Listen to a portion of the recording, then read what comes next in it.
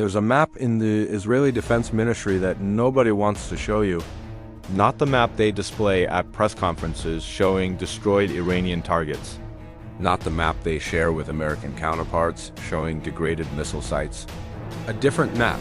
A map showing Israeli force disposition on Tuesday morning, March 3, 2026, with arrows pointing in two directions simultaneously.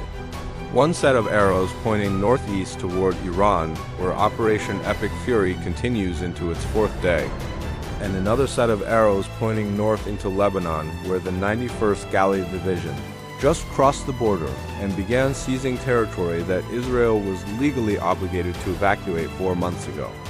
Two arrows, two fronts, two simultaneous wars against two different enemies in two different countries with two different strategic objectives requiring two different force structures that the Israeli Defense Forces do not have. That map, the one they will not show you, is the most honest description of Israel's strategic position on Tuesday morning. Not confident, not triumphant, not the position of a military achieving decisive victory, the position of a military that just opened a second front while the first front remains unresolved. And every general who has studied military history knows what happens to armies that fight on two fronts simultaneously. The Israeli Defense Forces announced on Tuesday that troops from the 91st Division are operating in southern Lebanon and holding positions at multiple strategic points beyond the 5 posts Israel maintained since the November 2024 ceasefire. Defense Minister Israel Katz stated that he had authorized the military to advance and take control of additional positions deeper in Lebanese territory. The IDF described the operation as establishing a security zone extending roughly 4 to 5 kilometers into Lebanon. That language security zone is not accidental. It is the same language Israel used to describe its occupation of southern Lebanon from 1985 to 2000. An occupation that lasted 15 years, cost hundreds of Israeli soldiers' lives, and ended in a withdrawal that Hezbollah claimed as a historic victory. Israel is now recreating the strategic architecture of its longest and most costly military commitment since 1948, and it is doing so while simultaneously fighting a war against Iran that the President of the United States says will last another 5 weeks. The timing tells you everything you need to know about why this decision was made and what it reveals about the actual state of the war. Hezbollah began firing rockets and drones into Israel on Saturday, immediately after Operation Epic Fury killed Ayatollah Khamenei. The attack was not unexpected. Israeli intelligence had assessed that Hezbollah would respond to any strike on Iran's supreme leader. What was unexpected was the scale.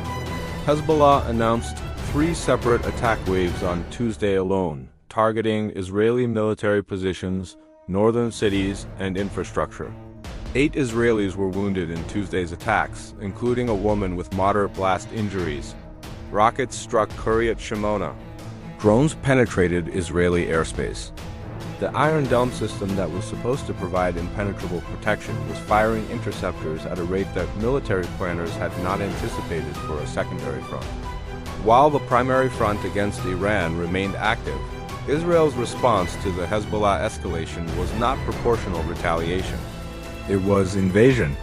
Ground forces crossing an international border, territory being seized, positions being established for long-term occupation. At least 52 Lebanese civilians have been killed in Israeli strikes since Monday, according to Lebanon's health ministry. Over 240 wounded. Entire neighborhoods in Beirut's southern suburbs reduced to rubble. The Daya district, Hezbollah's traditional stronghold, hit with dozens of airstrikes in a 24-hour period. And while the bombs were falling, while the casualties were mounting, Israeli ground forces were crossing the blue line and seizing villages that the November 2024 ceasefire agreement explicitly required them to leave.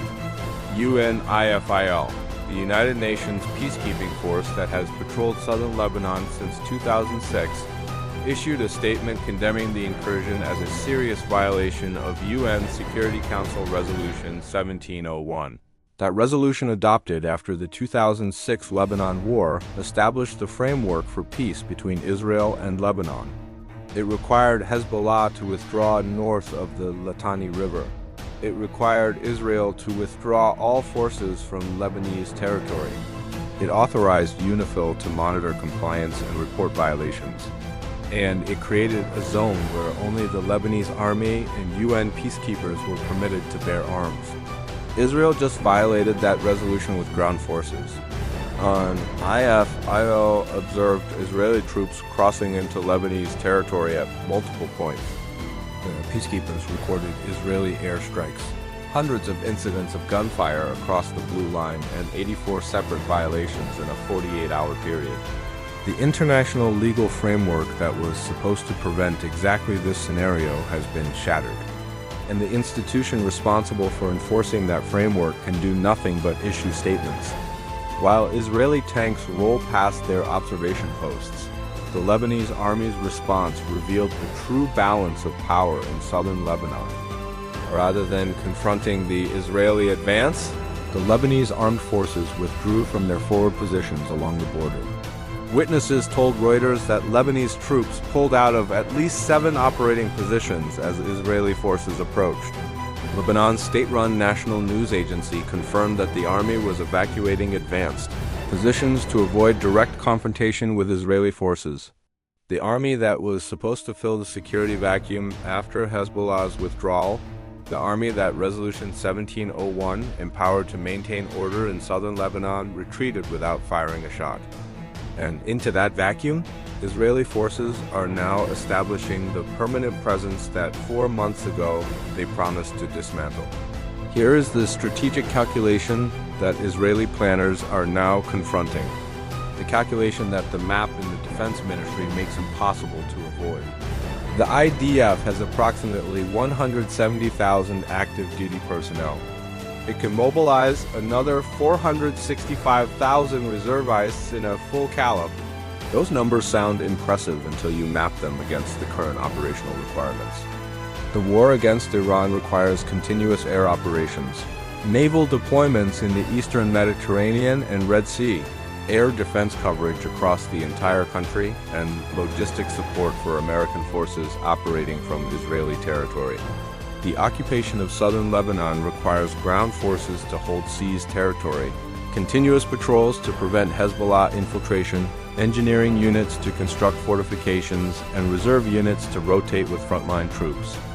And Gaza, where Israeli forces have maintained presence since October 2023, still requires occupation forces, checkpoint personnel, and ongoing operations against remaining Hamas elements. Haaretz reported on Monday that Israeli security officials are warning that fighting on both the Iran and Lebanon fronts could strain the army's operational focus. Strain is the polite word. The accurate word is stretch.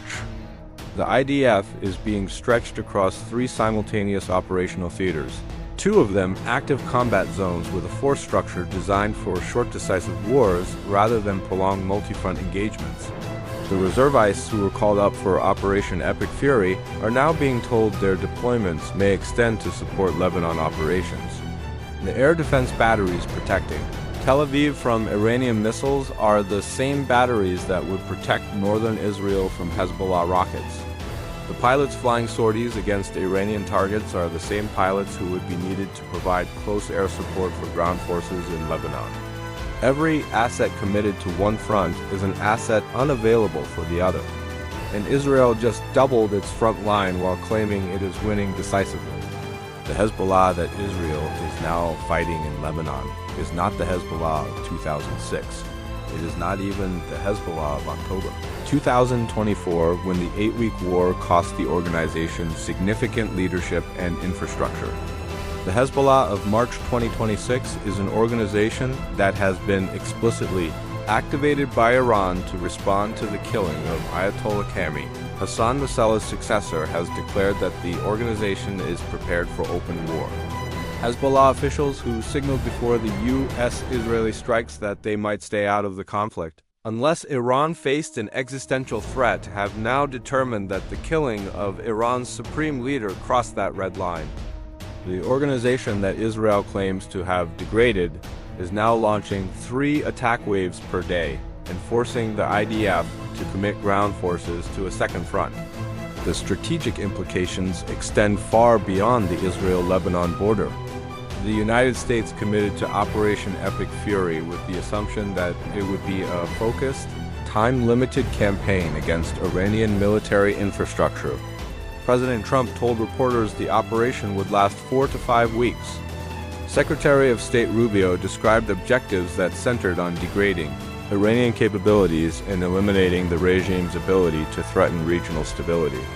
Those objectives, however ambitious, were bounded. They had timelines. They had exit criteria. The Lebanon front has none of those boundaries. Security zones do not have exit criteria. Occupations do not have timelines. And American military planners who designed a campaign against Iran are now watching their Israeli partners open a second war that America did not approve, did not plan for, and cannot easily support without compromising the original operation. For Hezbollah, the Israeli invasion is not a setback. It is an opportunity. Every Israeli soldier deployed to Lebanon is an Israeli soldier not available for Iran operations. Every Iron Dome battery repositioned to cover northern Israel is a battery not covering Tel Aviv. Every reserve unit activated for Lebanon duty is a unit that cannot rotate with forces elsewhere. The asymmetric logic that Iran designed for its retaliation, spending $1 to force adversaries to spend 40, now applies to Hezbollah as well. Rockets that cost a few $1,000s force Israel to expend interceptors worth millions, deploy ground forces worth billions in training and equipment, and occupy territory that will require permanent presence worth incalculable strategic cost. Iran's allies are now implementing Iran's strategy, and Israel is responding exactly as the strategy anticipated. The last time Israel occupied southern Lebanon, the occupation lasted 15 years. 15 years of casualties, 15 years of military resources committed to holding territory that provided no strategic benefit. 15 years of Hezbollah growing stronger, more sophisticated, more capable, while Israeli forces provided them with targets and recruitment propaganda. The withdrawal in 2000 was celebrated in Israel as the end of a strategic mistake. The generals who ordered that withdrawal understood that occupation does not defeat insurgency. It feeds insurgency. And those generals or their successors just ordered the same occupation to begin again in the same territory against the same enemy while simultaneously fighting a war against that enemy's patron state. The two-front war has begun. Not because Israel chose it, because Israel's decision to kill Ayatollah Khamenei activated Hezbollah's commitment to respond. Because Hezbollah's response required Israeli counter-response. Because the counter-response escalated to invasion. Because invasion requires occupation. Because occupation requires forces that are simultaneously needed elsewhere. The escalation ladder that military strategists warn about, the ladder where each step requires a larger step in response, is now being climbed with no exit visible at any level. Look at the map, they will not show you. One arrow pointing toward Iran, where the war continues and American officials say the hardest hits are yet to come. One arrow pointing into Lebanon, where Israeli ground forces are seizing territory and establishing positions for long-term presence. Two fronts, two enemies, two sets of force requirements that the IDF cannot simultaneously meet without strategic compromise. Two wars that were supposed to remain separate, that Israeli planning assumed would remain separate, that American planning required to remain separate. They are no longer separate. They are now one war fought on two fronts against an enemy that planned for exactly this scenario and designed its alliance structure to ensure that any attack on Iran would automatically become an attack on multiple fronts. Hezbollah is launching 3 attack waves per day. Iranian missiles are still falling on Israeli cities. The reserve ice are being extended. The interceptor stocks are depleting. The Lebanese Army has withdrawn. The UNIFIL has condemned but cannot act. And the map in the Defense Ministry now shows what every military historian recognizes as the geometry of overextension. Share this video everywhere. Israel invaded Lebanon on Tuesday morning. The two-front war has begun. The IDF is now fighting Iran and Hezbollah simultaneously while maintaining operations in Gaza. The force structure cannot support all three. Something will break. The question is not whether Israel can win both wars. The question is whether Israel can sustain both wars long enough to achieve any strategic objective in either. And as of Tuesday morning, with Israeli troops crossing into Lebanon while Iranian missiles fall on Israeli cities, that question has no answer the Israeli government wants to give. The story they are telling is decisive victory. The story the map tells is strategic overextension. Make sure everyone sees the map before the next front opens.